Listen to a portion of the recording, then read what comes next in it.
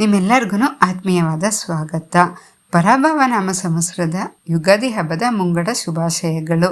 ಹಳೆಯ ಕಹಿ ನೆನಪುಗಳೆಲ್ಲ ಮರೆಯಾಗ್ಬಿಟ್ಟು ಹೊಸ ವರ್ಷದಲ್ಲಿ ನಿಮ್ಮ ಬದುಕಲ್ಲಿ ಸಿಹಿ ಹೆಚ್ಚಾಗಲಿ ಅಂತ ನಾನು ದೇವರಲ್ಲಿ ಪ್ರಾರ್ಥನೆ ಮಾಡುತ್ತಾ ಇವತ್ತಿನ ವಿಡಿಯೋವನ್ನು ಪ್ರಾರಂಭ ಮಾಡೋಣ ಬನ್ನಿ.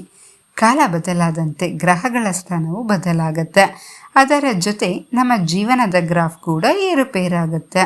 ಇವತ್ತಿನ ಸಂಚಿಕೆಯಲ್ಲಿ ನಾವು ಜ್ಯೋತಿಷ್ಯ ಶಾಸ್ತ್ರದ ಅತ್ಯಂತ ಗಾಂಭೀರ್ಯ ರಾಶಿ ಸಿಂಹರಾಶಿಯವರ ಈ ವರ್ಷದ ಭವಿಷ್ಯ ಹೇಗಿರುತ್ತೆ ಅನ್ನೋದನ್ನು ನಾವು ಪ್ರಾಕ್ಟಿಕಲ್ ಆಗಿ ಮತ್ತು ತುಂಬ ಈಸಿಯಾಗಿ ನಾವು ತಿಳಿದುಕೊಳ್ಳೋಣ ಬನ್ನಿ. ಯಾವುದೇ ಗೊಂದಲ ಇಲ್ಲದೆ ನೇರವಾಗಿ ವಿಷಯಕ್ಕೆ ಬರೋಣ.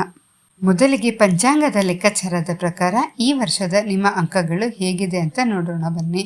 ಆದಾಯ 5 ಅಂದರೆ ಖರ್ಚು 5, ರಾಜಪೂಜೆ ಗೌರವ 7 ಅಂದರೆ ಅವಮಾನ ಸಹ 7 ಗೋಚರ ಆಗ್ತಾ ಇದೆ. ಹಾಗಾದರೆ ಇದರ ಪ್ರಾಕ್ಟಿಕಲ್ ಅರ್ಥವೇನು ಅಂದರೆ ಆದಾಯ ಮತ್ತು ಖರ್ಚು ಎರಡೂ ಕೂಡ ಸಮನಾಗಿದೆ. 5-5 ಅಂದರೆ ದುಡ್ಡು ಬರೋದಕ್ಕೆ ಯಾವುದೇ ಕೊರತೆ ಇರೋದಿಲ್ಲ, ಆದರೆ ಬಂದ ದುಡ್ಡು ಅಷ್ಟೇ ಸ್ಪೀಡಾಗಿ ಖರ್ಚಾಗುತ್ತೆ. ಬ್ಯಾಂಕ್ ಬ್ಯಾಲೆನ್ಸ್ ಮೇಂಟೈನ್ ಮಾಡೋದು ಈ ವರ್ಷ ನಿಮಗೆ ದೊಡ್ಡ ಚಾಲೆಂಜ್ ಅಂತಲೇ ಹೇಳ್ಬೋದು.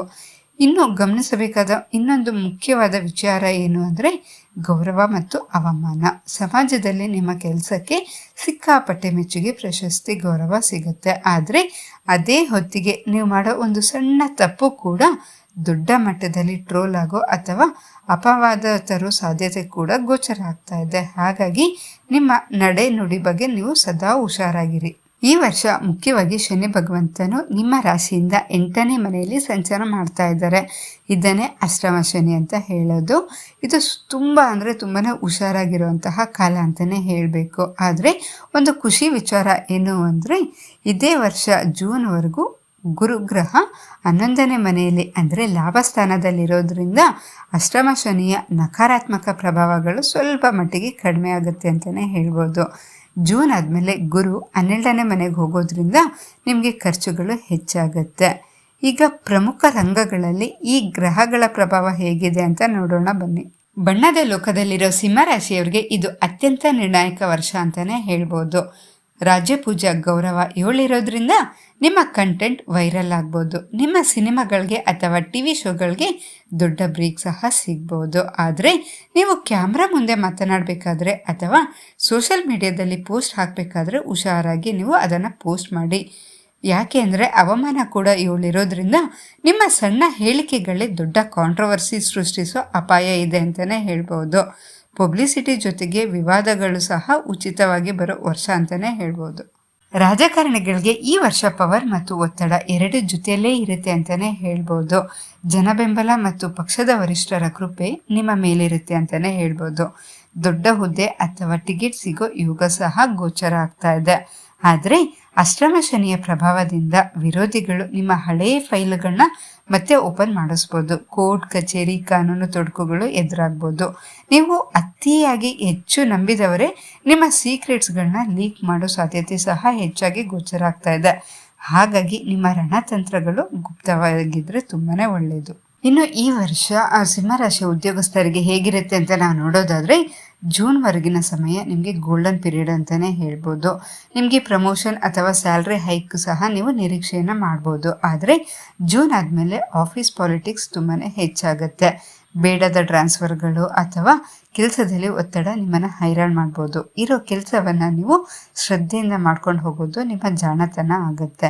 ಇನ್ನು ಈ ವರ್ಷ ವ್ಯಾಪಾರಸ್ಥರಿಗೆ ಹೇಗಿರುತ್ತೆ ಅಂತ ನಾವು ನೋಡೋದಾದರೆ ಬಿಸ್ನೆಸ್ನಲ್ಲಿ ದುಡ್ಡಿನ ರೊಟೇಷನ್ ಚೆನ್ನಾಗೇ ಆಗುತ್ತೆ. ಆದರೆ ಪಾರ್ಟ್ನರ್ಶಿಪ್ ವ್ಯವಹಾರ ಮಾಡೋರು ಎಲ್ಲ ಲೆಕ್ಕಪತ್ರಗಳನ್ನ ನೀವೇ ಖುದ್ದಾಗಿ ಪರಿಶೀಲನೆ ಮಾಡಿ. ರಾಹು 7ನೇ ಮನೆಯಲ್ಲಿರೋದ್ರಿಂದ ಪಾರ್ಟ್ನರ್ಸ್ ಜೊತೆ ಭಿನ್ನಾಭಿಪ್ರಾಯ ಬರೋ ಸಾಧ್ಯತೆ ಸಹ ಗೋಚರ ಆಗ್ತಾ ಇದೆ.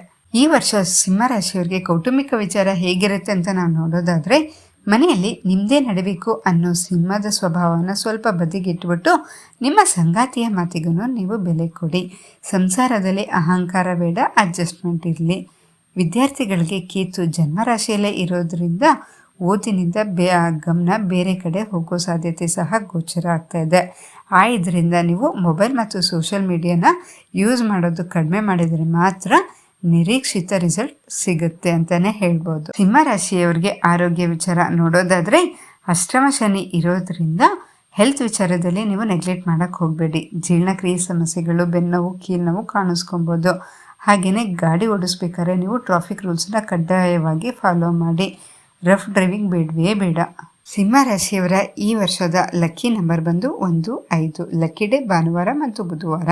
ಲಕ್ಕಿ ಕಲರ್ ಆರೆಂಜ್, ಕೆಂಪು ಮತ್ತು ಗೋಲ್ಡ್. ನೀವು ಆದಷ್ಟು ಕಪ್ಪು ಬಣ್ಣದ ಬಟ್ಟೆಗಳನ್ನ ಅವಾಯ್ಡ್ ಮಾಡೋದು ಒಳ್ಳೆಯದು.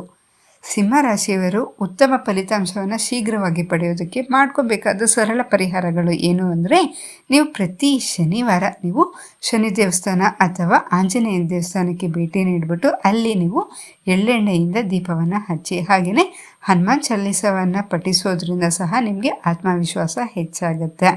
ಸಿಂಹ ರಾಶಿಗೆ ಅಧಿಪತಿ ಬಂದು ಸೂರ್ಯ ಆಗಿರೋದ್ರಿಂದ ನೀವು ಪ್ರತಿದಿನ ಮುಂಜಾನೆ ಸೂರ್ಯ ನಮಸ್ಕಾರ ಮಾಡೋದ್ರಿಂದ ಹಾಗೆ ಓಂ ಸೂರ್ಯಾಯ ನಮಃ ಅಂತ ಜಪ ಮಾಡೋದ್ರಿಂದ ನಿಮ್ಮ ಆರೋಗ್ಯ ಮತ್ತು ತೇಜಸ್ಸು ವೃದ್ಧಿಯಾಗತ್ತೆ.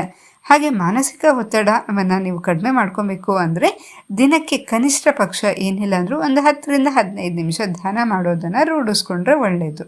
ಸಿಂಹರಾಶಿಯವರ ಈ ಸಾಲಿನ ಭವಿಷ್ಯ ಒಟ್ಟಾರೆಯಾಗಿ ಹೇಳಬೇಕು ಅಂದರೆ, ಬುದ್ಧಿವಂತಿಕೆಯಿಂದ ನೀವು ಹೆಜ್ಜೆ ಇಟ್ಟರೆ ಇದು ನಿಮಗೆ ಅತ್ಯುತ್ತಮ ವರ್ಷ ಆಗುತ್ತೆ ಅಂತಲೇ ಹೇಳ್ಬೋದು. ಎಷ್ಟೇ ಕಷ್ಟ ಬಂದರೂ ಅದನ್ನು ಧೈರ್ಯವಾಗಿ ಎದುರಿಸಿ ಜಯ ನಿಮ್ಮದಾಗತ್ತೆ. ಈ ಮಾಹಿತಿ ನಿಮಗೆ ಇಷ್ಟ ಆಗಿದೆ ಅಂತ ಅಂದ್ಕೊತಾ ಇದ್ದೀನಿ. ಈ ಮಾಹಿತಿ ನಿಮಗೆ ಇಷ್ಟ ಆಗಿದ್ರೆ ಪ್ಲೀಸ್ ಲೈಕ್ ಮಾಡಿ, ಹಾಗೆ ನಿಮ್ಮ ಫ್ರೆಂಡ್ಸ್ ಆ್ಯಂಡ್ ರಿಲೇಟಿವ್ಸ್ ಎಲ್ಲರಿಗೂ ಶೇರ್ ಮಾಡೋದನ್ನು ಮಾತ್ರ ಮರಿಬೇಡಿ. ನಮ್ಮ ಕನ್ನಡ ಲೈಫ್ ವಾಹಿನಿಗೆ ಇನ್ನೂ ಸಬ್ಸ್ಕ್ರೈಬ್ ಆಗಿಲ್ಲ ಅಂದರೆ ದಯವಿಟ್ಟು ಈಗಲೇ ಸಬ್ಸ್ಕ್ರೈಬ್ ಆಗೋದನ್ನು ಮಾತ್ರ ಮರಿಬೇಡಿ.